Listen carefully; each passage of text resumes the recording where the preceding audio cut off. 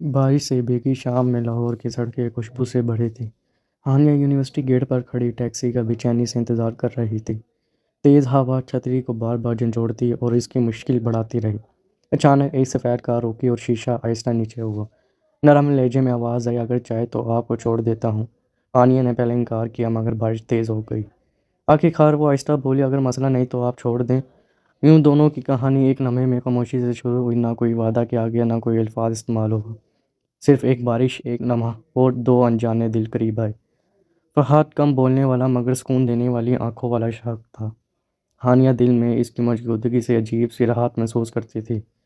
راستے بھر اس نے کم بولا مگر نظر بہت کچھ کہتی رہی۔ اگلے دن فرحت کی نظریں ہانیہ کو مسلسل تلاش کرتی رہی۔ وہ ملا بھی مگر مسکرا کر خاموشی سے آگے بڑھ گیا۔ ہانیہ سمجھ گئی کہ کبھی کبھی چپ میں بھی محبت ہوتی ہے۔ وہ تو گزرتا گیا اور دونوں خاموشی میں مزید قریب آتے گئے۔ لائبریری کی میز پر بیٹھ کر ان کے ہاتھ قریب ہو جاتے تھے مگر وہ لمس کبھی مکمل نہ ہوا، صرف دل بولتے تھے۔ شام کو فہد نے پوچھا، کیا سب باتیں کہنا ضروری ہوتا ہے یا کچھ باتیں دل میں رہ کر زیادہ خوبصورت لگی رہتی ہیں؟ ہانیہ نے پہلی بار اس کی آنکھوں میں دیکھ کر جواب دیا، کچھ باتیں چھپانے سے انسان ہمیشہ ادھورا ہی رہ جاتا ہے۔ وہ شام پہلی مرتبہ دلوں کے درمیان دروازہ کھولنے جیسے تھے۔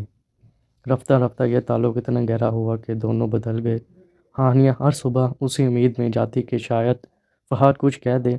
فہد بھی روزانہ یہی سوچتا کہ شاید وہ مسکراہٹ سمجھ لے، مگر زندگی سیدھے راستوں پر سب کو نہیں چلنے دیتی۔ ایک دن ہانیہ کو پتہ چلا کہ فہد بیرون ملک جا رہا ہے۔ اس نے کبھی بتایا نہیں، جس نے ہانیہ کو بہت توڑ دیا۔ ہانیہ نے روتے ہوئے پوچھا، کیا تم جانے سے پہلے بتاتے بھی نہیں؟ فہد کچھ لمحے خاموش رہا، شاید الفاظ تلاش کر رہا تھا۔ پھر بولا، میں نہیں چاہتا تھا کہ تم مجھے روکنے لگو۔ مجھے معلوم تھا تم رک کر بھی مجھے روک نہیں سکتی۔ ہانیہ کی آنکھیں بھیگ گئی، میں تمہیں کیا سمجھاؤں آخر؟ فہد نے پہلی بار اس کا ہاتھ تھاما اور دھیرے سے بولا، اگر میں سب کہہ دیتا تو تم اس لمحے کیا کرتی؟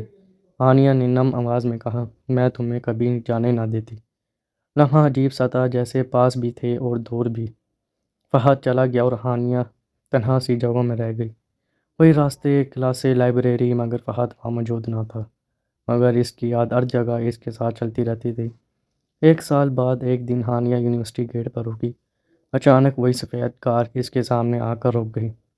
شیشہ نیچے ہوا اور وہی مانوس آواز دوبارہ سنائی دی، ہانیہ، کیا اس بار میں کہوں تو تم رک جاؤ گی؟ ہانیہ کے آنسو بہہ گئے، اگر تم کہو تو میں رک جاؤں گی۔